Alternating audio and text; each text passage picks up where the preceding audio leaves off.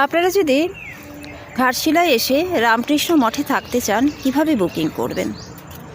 Booking করার প্রসেসটা হচ্ছে, আপনারা গুগল সার্চ করে ওনাদের ঘাটশিলা রামকৃষ্ণ মঠ দিয়ে ইমেল সার্চ করবেন, ইমেল করবেন। এনারা ফোন খুব একটা তোলেন না, আবার মাঝে মধ্যেও তোলেন, কিন্তু ইমেল করলে ইমেলের উত্তরটা খুব ভালোভাবেই দেন এনারা। তো এই বুকিংটা করতে গেলে আপনাদের মাস দুয়েক আগে এনাদের সঙ্গে যোগাযোগ করতে হবে, মানে এদের ইমেল পাঠাতে হবে। আপনারা কত তারিখ, কটা ঘর, কতজনের জন্য চান, সেই হিসাবে বুকিং করবেন। এবার এনারা আপনাদের জানাবেন ব্যাপারটা যে কি হলো। এনারা কিন্তু কোনো অগ্রিম নেবেন না, এটা কিন্তু এনাদের বিশেষত্ব। আপনি আসবেন সেই নির্দিষ্ট ডেটে, তারপর থাকবেন, তারপরে আপনারা অর্থ প্রদান করবেন, মানে ভাড়া হিসাবে আপনার যা লাগে।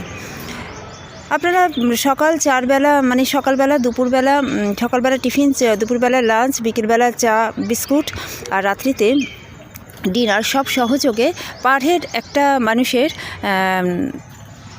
600 টাকা করে পড়বে আর পার ডে।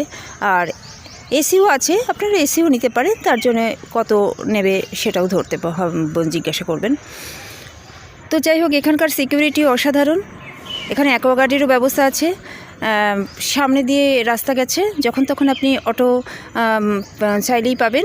আর স্টেশন থেকে, ঘাটশিলা স্টেশন থেকে মাত্র 10 টাকা অটো ভাড়ায় আপনারা চলে আসতে পারবেন, মানে সব দিক থেকে সুবিধা। এত সুন্দর এদের ব্যবহার।